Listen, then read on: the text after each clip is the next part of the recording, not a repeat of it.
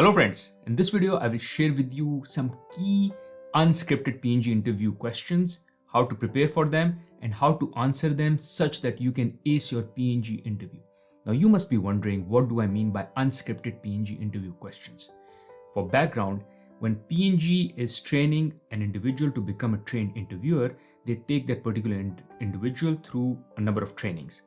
And in that training, they provide them with the set of material that they need to follow or the guideline that they need to follow. And this guideline contains what is the interviewer supposed to look and how are they supposed to gauge or judge the interviewee, but also it provides certain set of questions that they should be asking under each of the peak performance factors. Now, especially if it's a new trained interviewer, they try to follow the guideline to dot. So the scripted questions which are called out in the booklet or in the guideline, they kind of ask the same questions and follow the same pattern. However, if there is an interviewer who is more senior, who's been around longer, let's say 10-15 years, they try to kind of at times drift away from the script and have their own unscripted questions.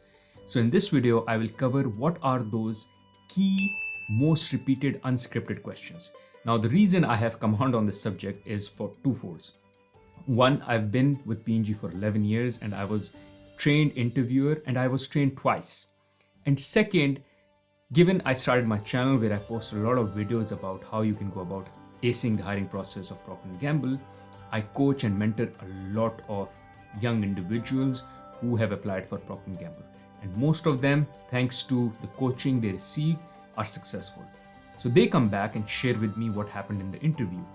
And at times they share those unscripted questions as well. So I've gathered all those unscripted questions which were repeated many times. Hence, that is exactly why I call them key unscripted interview questions, which is these are the ones which you should expect to be repeated in your interview as well, especially if it's a very well-trained or a senior interviewer. Now make sure you stay tuned till the end of the video because I have a special tip, call it a secret, for acing P&G interview that I have not shared in any other video on my channel.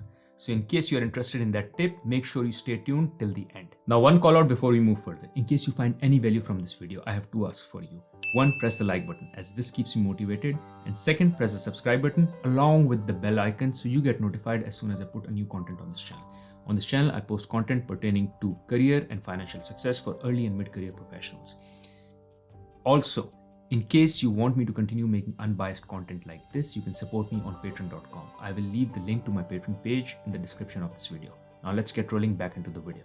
Now the first unscripted question, rather I won't call it unscripted question because this is a question that you should expect almost in every interview, not just with Procter Gamble, rather every interview, which is to introduce yourself.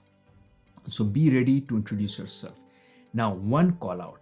This question is unmarked, which is the interviewer is generally not judging you during this question. So if in case you have a very well thought and prepared answer with regards to how you introduce yourself, you will positively surprise the interviewer because the interviewer, they are not expecting anything wow coming out of this question. They are just asking for you to introduce yourself just to kind of warm up before the interview really starts. But imagine you come up with a very classy and a smart answer and that just wows the interviewer.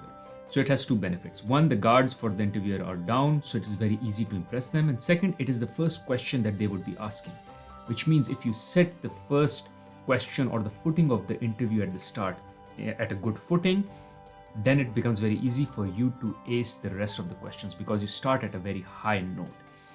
Now remember here, in introduction of yourself, you must not just talk about the resume because they already have the resume.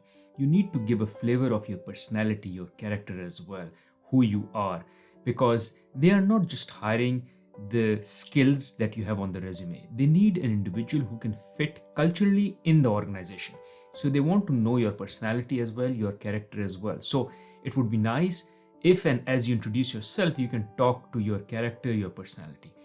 Now for this very purpose, I've made a special video where I address this question, which is how you should go about addressing or acing this question. And I also share an example with regards to what you can use to answer.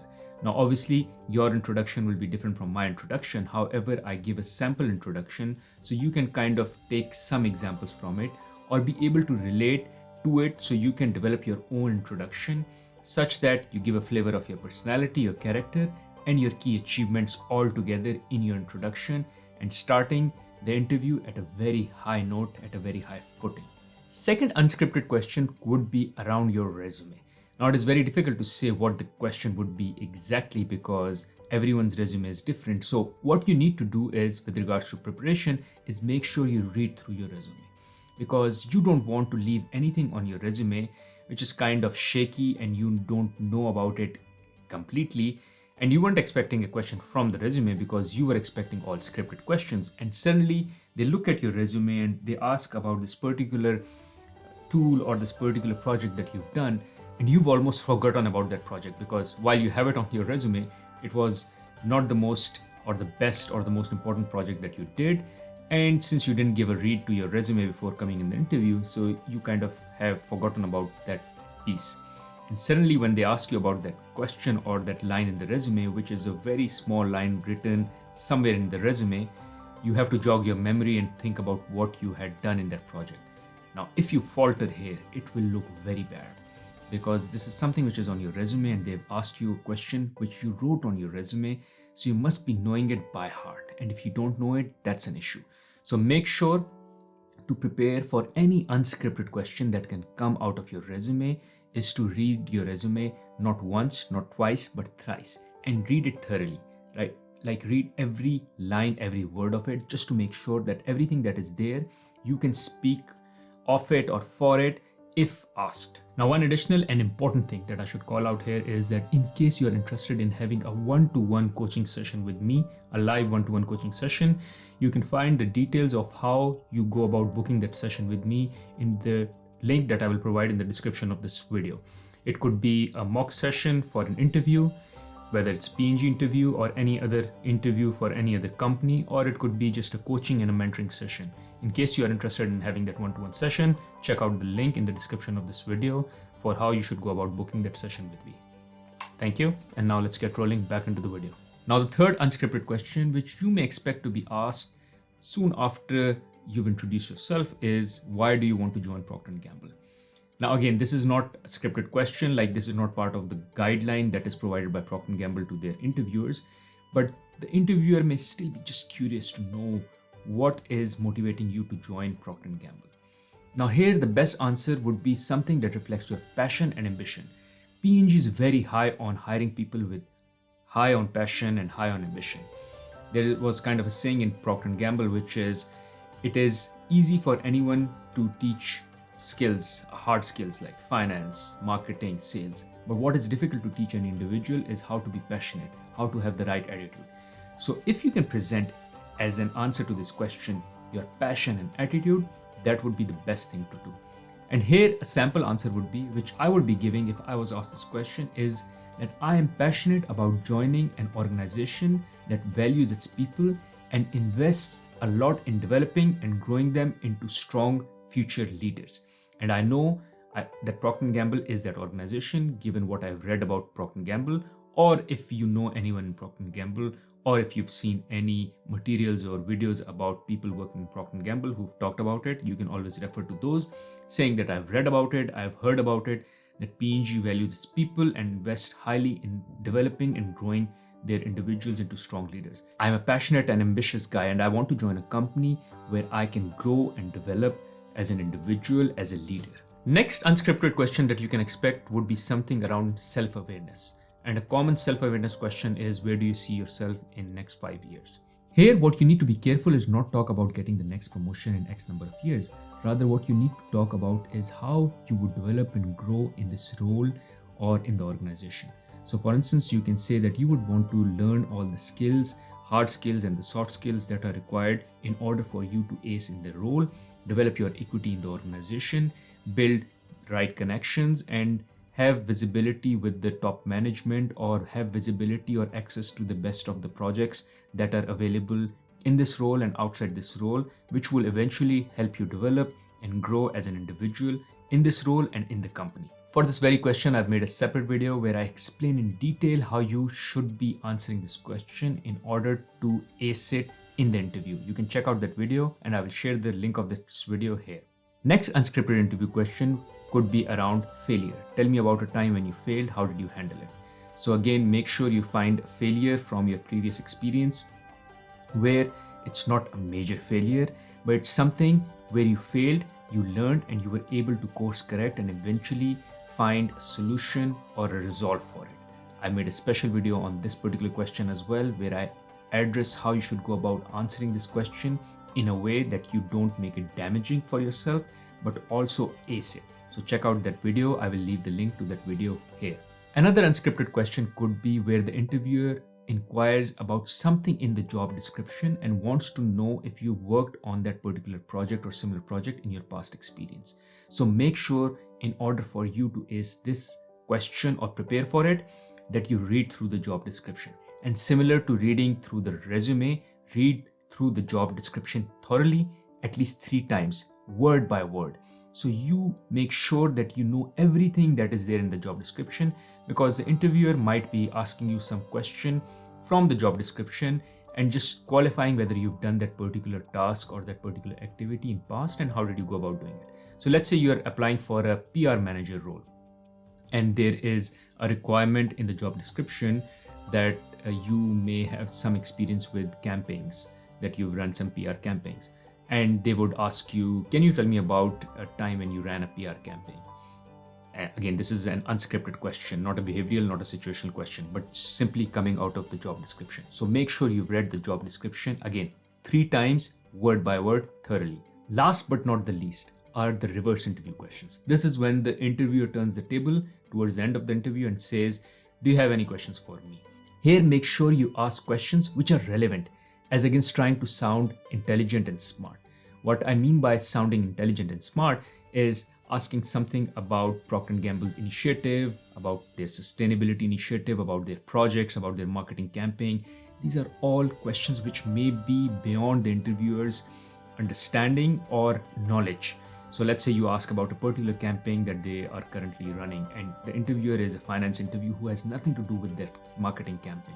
So you rather ask about the culture, the organization, the growth and the development, because here you want to also present yourself as someone who's ambitious, who's passionate and looking for development and growth. Again, for this very question, I've made a separate video where I explain in detail how you can go about acing this question in a way where you really impress the interviewer. Again, an important part is that this question is also not graded, because before asking this question, the interviewer has already taken their notes and they are done qualifying you or judging you any further. Another smart tip here is to ask questions of the interviewer about their experience in Procter Gamble. Let's say, who doesn't like to talk about themselves? So let's say you ask the interviewer to talk about themselves and suddenly they start talking about their experience and how they developed and how they grew in the company. Everyone wants to talk about themselves. Imagine they coming out of the interview, especially towards the end, feeling really great about the chat they had. And the reason they feel great about the chat they had is because you made them talk about themselves. And this was just fun for anyone to talk about themselves in the interview. So that could be another tip. Again, I highly recommend you check out that video where I explain this in much detail. Now coming to the tip that I promised in the beginning of the interview, which is the tip that I have not shared in any other video that I have on my channel with regards to Procter Gamble. Number 1 is that since most of the interviewer follow the booklet or the guideline that is given to them by P&G, so the first interview question that I have in my first interview video is the one that you should expect to reoccur the most. So much so that there have been candidates who have come to me and said that they heard the same question from 3 different interviewers. It's just because it is written at the top of the booklet and the interviewer is very lazy. They just look down and they just ask the first question that is there in the booklet, and then everyone does the same. So if you have really prepared that question, 50%, I would say easily 50% of your interview is kind of covered, because that would be the first question after the introduction. So imagine you've aced your introduction, and then you go about acing the first interview question because you know exactly what they were about to ask you. So make sure that you go back to my original video where I share with you all the questions that you can expect to be asked and see what was question number 1 for each of the peak performance factors. I will leave the link to that video here. Number 2, out of all the peak performance factors, the most important one is leadership. So for instance, if your answer on any other of the peak performance factors is kind of weakish and is not the best, it is still fine. You can still ace the interview. But if you have a weak answer for the leadership question, the leadership peak performance factor, then my friend, your interview is dead. So make sure your leadership portion of the peak performance factor or the examples on leadership portion are the best, or you've done the maximum homework or practice them to max. So these are the 2 tips I wanted to share, which I have not shared anywhere else. Thank you for watching this video. I hope you will find value from this video, and after watching this video, you will be further prepared and more confident to be able to ace your P&G interview. Now, in case you found value from this video, I'm sure you'll find value from another video on my channel where I talk about secret tips to acing P&G's interview. More tips than that I just shared here in this video. So check out that video. Other than that, I have another video on my channel where I share with you some smart hacks and cheat codes to ace remote interviews. So check that out as well. Thank you.